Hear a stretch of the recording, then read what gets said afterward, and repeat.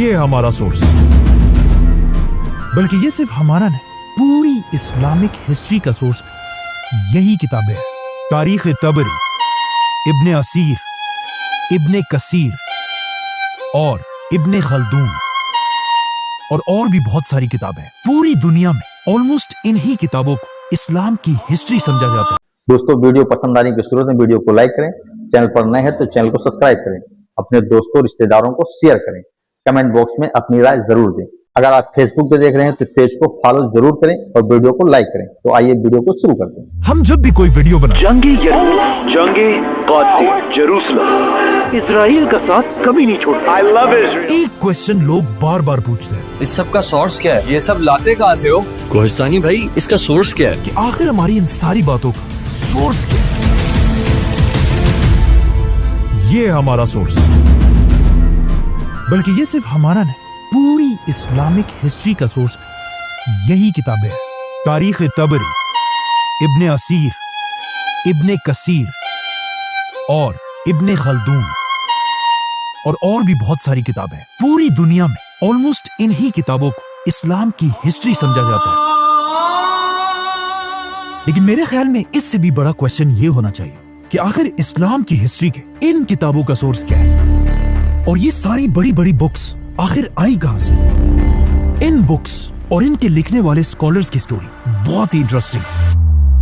आज से 1400 साल पहले रसूलुल्लाह सल्लल्लाहु अलैहि वसल्लम की वफात के बाद उनके पहले खलीफाओं ने अबू बकर, उमर, उस्मान और अली रज़ियल्लाहु अन्हु ने इस्लाम की कोई भी हिस्ट्री नहीं लिखी, क्योंकि लिखने की जरूरत ही नहीं थी। ज्यादातर सहाबा अब भी जिंदा थे और उन्हें इस्लाम की सारी हिस्ट्री का पहले से पता था। लेकिन आहिस्ता आहिस्ता जैसे जैसे सहाबा दुनिया से जाने लगे, मुसलमानों की नई जनरेशंस इस्लाम की हिस्ट्री को बदर, ओहद, खंदक जैसी जंगों को भूलने लगे और कुछ यंग लोग तो इस्लाम के हीरोज जैसे खालिद बिन वलीद और अली रज़ियल्लाहु अन्हु को छोड़कर रोमन और पर्शियन एम्पायर के हीरोज हरक्यूलिस और रुस्तम से इंप्रेस होने लगे।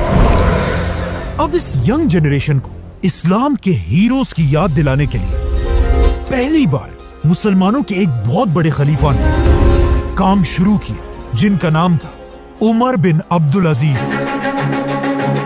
उमर बिन अब्दुल अजीज ने खलीफा बनते उस जमाने के एक बहुत बड़े स्कॉलर इब्ने शहाब अज़-ज़ुहरी को अपने पास बुलाया और उन्हें हुक्म दिया कि मेरी इस खिलाफत में मुसलमानों को रसूलुल्लाह सल्लल्लाहु अलैहि वसल्लम की जिंदगी के बारे में हर जगह जाकर लेक्चर्स दो। अब उमर बिन अब्दुल अजीज के जमाने में दुनिया के आखिरी कुछ ही सहाबी जिंदा थे, तो इब्ने शहाब ने उनसे रसूलुल्लाह सल्लल्लाहु अलैहि वसल्लम की जिंदगी के बारे में सीखा और उसे आगे अपने स्टूडेंट्स को सिखाने लगे, ताकि कहीं ऐसा ना हो कि आने वाले मुसलमान हमारे इन ग्रेट हीरोज को भूल जाए। और इनके इन्हीं में से दो स्टूडेंट्स को आज पूरी दुनिया जानती है, इब्ने इसहाक और इमाम मालिक। जिसके बाद इब्ने शहाब ने इस्लाम की तारीख की सबसे पहली किताब लिखी।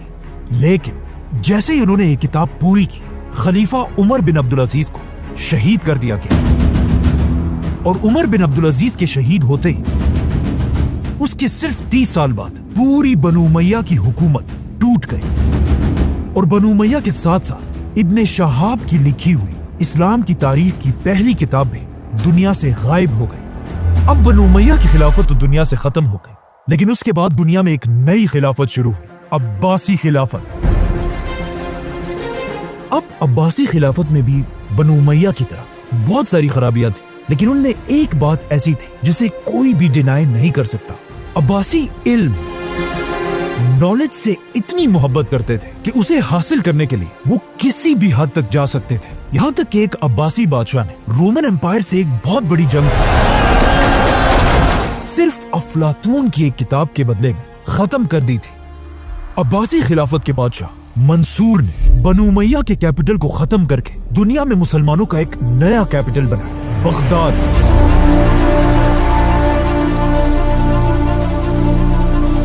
और उसके अंदर उसने दुनिया की सबसे बड़ी लाइब्रेरी बनाई, जिसे आगे जाकर बैतुल हिकमा, हाउस ऑफ विजडम का नाम मिला। ये लाइब्रेरी बनाते अब्बासी बादशाह मंसूर ने उसी इब्ने शहाब अज़-ज़ुहरी के स्टूडेंट इब्ने इसहाक को अपने पास बुलाया और उसे हुक्म दिया कि जाओ और इस्लाम की हिस्ट्री पर दोबारा एक किताब लिखो, लेकिन कोई ऐसी वैसी किताब नहीं, आदम अलैहिस्सलाम से लेकर मुझ तक उसमें पूरी दुनिया की हिस्ट्री होनी चाहिए। इब्ने इसहाक ने बिल्कुल ऐसा ही किया और मंसूर के ऑर्डर्स पर मुसलमानों की पहली कंप्लीट तारीख लिखी। ये हदीस की किताब नहीं बल्कि एक हिस्ट्री की किताब थी। लेकिन आज इब्ने इसहाक की ये इम्पोर्टेंट बुक भी दुनिया से गायब हो चुकी है। लेकिन अब क्वेश्चन ये है कि आखिर क्यों ये सारी किताबें दुनिया से गायब हो रही थी? क्योंकि अब तक मुसलमानों को पेपर की टेक्नोलॉजी का पता नहीं था और ये सारी किताबें पुराने जमाने के एक बहुत ही महंगे मटेरियल पपायरस पर लिखी जाती थी, जिसे मुसलमान इन छोटे छोटे पत्तों को मिलाकर बनाते थे, जो पेपर के मुकाबले में एक बहुत ही मुश्किल काम था। पेपर की टेक्नोलॉजी उस जमाने में दुनिया के सिर्फ एक ही मुल्क में थी, मुसलमानों की खिलाफत से बहुत दूर, चाइना। और पेपर की इस टेक्नोलॉजी को चाइना के बादशाहों ने पूरी दुनिया से छुपा कर रखा था। लेकिन बहुत जल्द ये सब बदलने वाला था, क्योंकि अब्बासी खिलाफत के आते ही कुछ ही अरसे बाद मुसलमानों और चाइनीज एम्पायर की सबसे बड़ी जंग,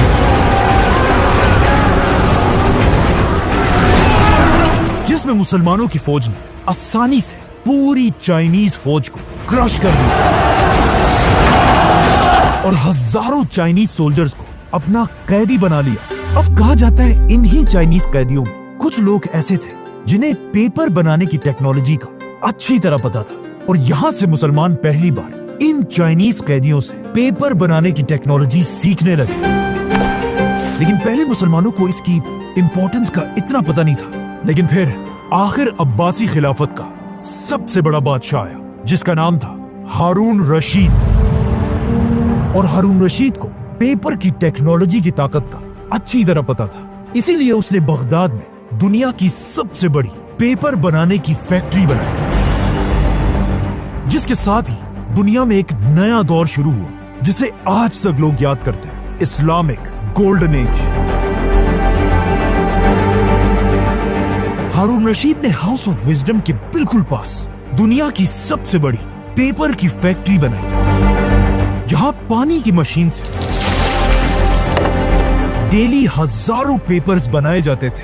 ये दुनिया की सबसे बड़ी पेपर फैक्ट्री थी, और ये इतनी बड़ी बात थी कि यूरोप में पहली पेपर की फैक्ट्री मुसलमानों से 300 साल बाद बनाई गई थी। अब इसी पेपर की टेक्नोलॉजी की वजह से किताबें गायब होने की टेंशन खत्म हो चुकी थी, क्योंकि जो भी किताब हाउस ऑफ विजडम में लिखी जाती थी उसे इसी पेपर मार्केट में कॉपी कर करके पूरी दुनिया में फैलाया जाता था। इसीलिए इस्लामिक गोल्डन एज में हर तरफ स्कॉलर्स हजारों किताबें लिखने लगे, जिनमें से बहुत सारे आज तक दुनिया में मौजूद हैं। और कहा जाता है उस जमाने में स्कॉलर्स की इतनी इज्जत होती थी जितनी आज रोनाल्डो या मेसी की होती। Cristiano Ronaldo breaks his Lionel Messi does it again. He's superhuman. इसी गोल्डन एज में सही बुखारी और सही मुस्लिम जैसी अहादीस की 6 बड़ी किताबें लिखी गई। लेकिन अब भी एक बहुत बड़ा मसला यह था कि इब्ने इसहाक की किताब गायब होने की वजह से इस्लाम की हिस्ट्री पर कंप्लीट कोई भी किताब नहीं थी। तो अब ये देखकर उसी इब्ने इसहाक के स्टूडेंट इब्ने हिशाम ने दोबारा एक बार फिर इस्लाम की हिस्ट्री पर किताब लिखी, और पेपर की टेक्नोलॉजी की वजह से इब्ने हिशाम की ये किताब आज तक हमारे पास पड़ी हुई है। बल्कि इस किताब का नया वर्जन आपको आसानी से कहीं से भी मिल जाएगा। ये इस्लाम की हिस्ट्री की सबसे पुरानी किताब है। अब इब्ने हिशाम के बाद हर तरफ इस्लाम की हिस्ट्री पर किताबें लिखी जाने लगी, जिसमें इस्लाम की नेक्स्ट हिस्ट्री की किताब अल वाक़िदी ने लिखी। ये है वाक़िदी की किताब, लेकिन आज बहुत सारे स्कॉलर्स वाक़िदी की कुछ बातों को सही नहीं समझते, जिसके बाद वाक़िदी के स्टूडेंट ने भी एक किताब लिखी, तबक़ात इब्ने साद, जिसमें उसने सारे सहाबा की स्टोरीज लिखी। और आखिर इसी दौर में एक ऐसी किताब लिखी गई कि अगर आपको इस्लामिक हिस्ट्री का थोड़ा भी पता है तो इस किताब का नाम आपने जरूर सुना होगा, और इस किताब का नाम है तारीख अत-तबरी। ये है तारीख अत-तबरी, जो इस्लामिक गोल्डन एज के एक बहुत बड़े स्कॉलर थे और बगदाद के एक स्कूल में 10 दीनार की सैलरी पर स्टूडेंट्स को पढ़ाया करते थे। लेकिन आहिस्ता आहिस्ता जब लोगों को इमाम तबरी की इंटेलिजेंस का पता चला, कहा जाता है एक बार उनके स्कूल ने खुश होकर उनके सामने गोल्ड दीनार्स का एक खजाना रखा, लेकिन इमाम तबरी ने उससे सिर्फ अपने 10 दीनार उठाए और कहा यही मेरी तनख्वाह है, इससे ज्यादा मैं एक पैसा भी नहीं लूंगा। तबरी ने अपनी इस किताब में आदम अलैहिस्सलाम से लेकर अब्बासी खिलाफत के सारे हालात लिखे हैं। इनके अलावा और भी बहुत सारे स्कॉलर्स थे, लेकिन यहाँ हम सिर्फ उन्हें डिस्कस कर रहे हैं जिन्होंने इस्लाम की हिस्ट्री पर बड़ी बड़ी किताबें लिखी हैं। तारीख तबरी अब्बासी खिलाफत की आखिरी बड़ी किताब थी, क्योंकि इसके बाद अब्बासी खिलाफत आहिस्ता आहिस्ता कमजोर होने लगी। आखिर आहिस्ता आहिस्ता मुसलमान इतने कमजोर हो गए कि इसका सबसे बड़ा फायदा यूरोप के पोप ने उठाया और यूरोप के क्रिश्चियंस को जमा करके मुसलमानों के फलस्तीन पर हमला कर दिया और जेरूसलम पर कब्जा कर लिया। लेकिन फलस्तीन खो देने के बाद भी बिल्कुल आज की तरह मुसलमान लीडर्स को कोई परवाह नहीं थी। फलस्तीन दोबारा फतह करने का ख्वाब मुसलमान बादशाहों से ज्यादा उस जमाने के स्कॉलर्स के दिलों में था, जिसमें सबसे बड़े स्कॉलर का नाम था इमाम इब्ने अस्साकिर, जो इतने बड़े स्कॉलर थे कि उनकी सिर्फ एक किताब के 70 वॉल्यूम्स हैं। इमाम इब्ने अस्साकिर दमिश्क के स्टूडेंट्स को इस्लाम की हिस्ट्री सिखाया करते थे और उन्हें बताते रहते थे कि एक दिन मुसलमान फलस्तीन दोबारा जरूर फतह करेंगे। इमाम इब्ने अस्साकिर के इन्हीं स्टूडेंट्स में से एक ने आगे जाकर फलस्तीन फतह भी किया, जिसका नाम था सलाहुद्दीन अय्यूबी, जो 2 लाख की फौज लेकर फलस्तीन को दोबारा फतह करने के लिए रवाना हुआ। बाय द वे, जब सलाहुद्दीन फलस्तीन की तरफ जा रहे थे, उसी दौर के बगदाद में एक बहुत ही अजीब किताब लिखी गई जिसका नाम था फजाइले यजीद। इस किताब में यजीद को इस्लाम के एक बहुत बड़े हीरो की तरह प्रेजेंट किया गया था और ऐसा दिखाया गया था कि यजीद से ज्यादा नेक इंसान तो कोई है ही नहीं। और ये किताब इतनी फेमस हुई कि कुछ मुसलमान वाकई में यजीद को इस्लाम का हीरो मानने लगे। लेकिन जैसे ही इस किताब की खबर उस वक्त के सबसे बड़े सुन्नी आलिम इमाम इब्ने जोजी तक पहुंची, वो इस बात से डरने लगे कि कहीं ऐसा ना हो कि आगे जाकर मुसलमान यजीद को इस्लाम का हीरो मानने लगे। जिसके बाद इमाम इब्ने जोजी ने यजीद की हकीकत दुनिया के सामने रखने के लिए अपनी एक बहुत बड़ी किताब लिखी और यजीद को हमेशा के लिए एक्सपोज कर दिया। अब जब यहाँ ये सब हो रहा था, वहाँ सलाहुद्दीन अय्यूबी ने आखिर पूरे फलस्तीन को फतह कर लिया और मस्जिद अक्सा पर इस्लाम का झंडा लहराया, जिसकी वजह से आज तक सलाहुद्दीन को पूरी दुनिया याद करती है। Warrior Saladin conquered the Crusaders. अब सलाहुद्दीन की इस फौज में भी एक बहुत बड़े स्कॉलर थे, इमाम इब्ने असीर, जिन्होंने लड़ने के साथ साथ इस्लाम की हिस्ट्री पर एक बहुत बड़ी किताब लिखी थी। और ये है उनकी किताब जिसमें उन्होंने सलाहुद्दीन की जंगों के साथ साथ इंडिया पर हमला करने वाले पहले मुसलमान बादशाह की कहानी भी लिखी, सुल्तान शहाबुद्दीन गौरी। मतलब इब्ने असीर के दौर में मुसलमान फलस्तीन, इंडिया, हर तरफ सिर्फ जीत रहे थे, लेकिन इस किताब के बिल्कुल आखिर में मुसलमानों की असल तबाही का वक्त शुरू होता है और मुसलमानों को तबाह करने वाले बादशाह का नाम था चंगेज खान। सलाहुद्दीन अय्यूबी के कुछ ही अरसे बाद चंगेज खान मंगोलिया से मुसलमान इलाकों की तरफ बढ़ने लगा और एक एक करके हर मुसलमान सिटी को जलाने लगा। और ये इलाके फतह करते करते आखिर चंगेज खान का पोता Hulagu Khan Islamic golden age के सेंटर बगदाद तक पहुंचे। कहा जाता है इस वक्त तक इस्लामिक गोल्डन एज इतनी खराब हो चुकी थी कि लोग साइंस और नॉलेज को छोड़कर एक दूसरे के साथ अजीब अजीब बातों पर बहस करते थे। मतलब जब हलाकू खान तेजी से बगदाद की तरफ बढ़ रहा था, बगदाद के अंदर मुसलमानों की ये बहस चल रही थी कि एक सुई की नोक पर कितने फरिश्ते बैठ सकते हैं, हजरत ईसा अलैहिस्सलाम कैसी रोटी खाया करते थे, और ऑफ कोर्स शिया सुन्नी की आपस की बहस। और जब मुसलमान आपस में इन बहसों में बिजी थे, हलाकू खान की फौज बगदाद में दाखिल हुई और शिया सुन्नी को देखे बगैर सबको मुसलमान समझकर सबकी गर्दनें उड़ा दी।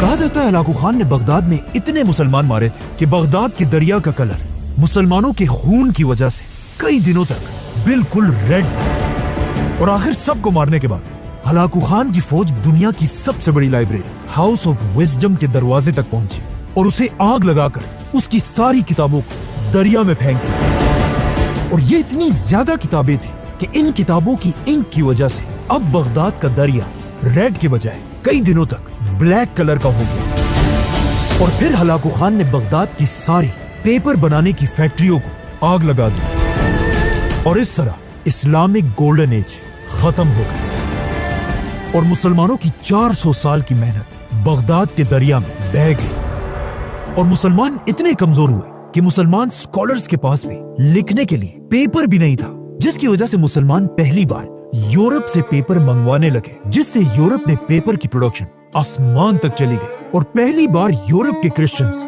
मुसलमानों से ज्यादा पेपर बनाने लगे।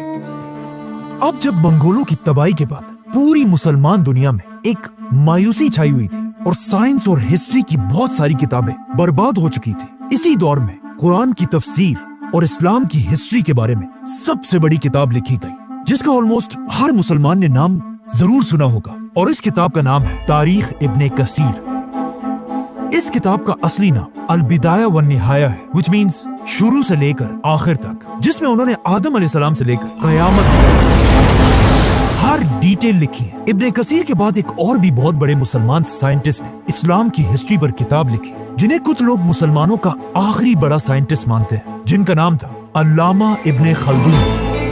और ये है उनकी किताब। इस किताब की पहली जिल्द को आज तक हार्वर्ड और ऑक्सफोर्ड जैसी यूनिवर्सिटीज में पढ़ाया जाता है, बल्कि इब्ने खल्दून के नाम पर आज भी तुर्की में एक बहुत बड़ी यूनिवर्सिटी बनी है।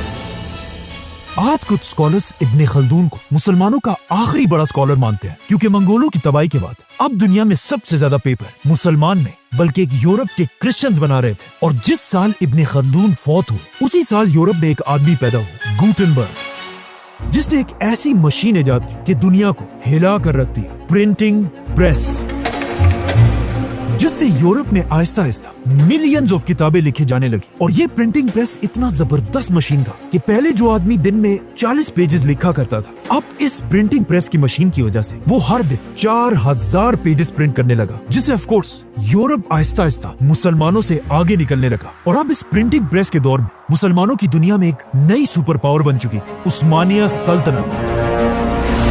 और उस्मानिया सल्तनत ने एक ऐसा फैसला किया जिसे आज तक उनका सबसे बड़ा ब्लंडर माना जाता है। उस्मानिया सल्तनत के बादशाह और स्कॉलर्स ने मिलकर एक बहुत ही अजीब ऐलान किया कि ये मशीन प्रिंटिंग प्रेस मुसलमानों के लिए हराम है। और वो इसलिए क्योंकि कुछ स्कॉलर्स ने कहा कि इल्म सिर्फ कलम से लिया जा सकता है, मशीनों से नहीं। कुछ ने कहा कि ये तो एक क्रिश्चियन इन्वेंशन है, इसे तो हराम होना चाहिए। और कुछ स्कॉलर्स इस बात से डर रहे थे कि अगर हर मुसलमान के हाथ में किताब आ गई तो फिर हमारा क्या होगा। जो भी हो, अब एक तरफ यूरोप के पास 1000 प्रिंटिंग प्रेस थे और दूसरी तरफ मुसलमान दुनिया में 0, मतलब एक मुसलमान अब भी दिन में सिर्फ 40 पेजेस लिख सकता था। और इसके मुकाबले में यूरोप का एक क्रिश्चियन दिन में 4000 पेजेस प्रिंट कर सकता था। तो ऑफ कोर्स यहाँ से मुसलमानों का डिक्लाइन शुरू हुआ और यूरोप ऊपर जाने लगा और मुसलमान इल्म और नॉलेज को छोड़कर ताजमहल जैसी बड़ी बड़ी बिल्डिंग्स बनाने लगे और यूरोप में यूनिवर्सिटीज और लाइब्रेरीज बनने लगी, जिसकी वजह से इब्ने खल्दून और अल बैरूनी की बजाय अब दुनिया के बड़े बड़े साइंटिस्ट यूरोप में पैदा होने लगे। Leonardo da Vinci, Galileo, Newton. आखिर यूरोप के इस प्रिंटिंग प्रेस के 300 साल बाद उस्मानिया सल्तनत को रियलाइज हुआ कि उन्होंने कितनी बड़ी गलती की है और 300 साल बाद मुसलमानों ने अपना पहला प्रिंटिंग प्रेस बनाया। लेकिन अब बहुत देर हो चुकी थी और आज तक मुसलमान दोबारा यूरोप के सामने अपना सर नहीं उठा सके। सब्सक्राइब। दोस्तों, वीडियो पसंद आने की सूरत में वीडियो को लाइक करें, चैनल पर नए हैं तो चैनल को सब्सक्राइब करें। अगर आप फेसबुक पे देख रहे हैं तो पेज को फॉलो जरूर करें और कमेंट में अपना राय जरूर दें।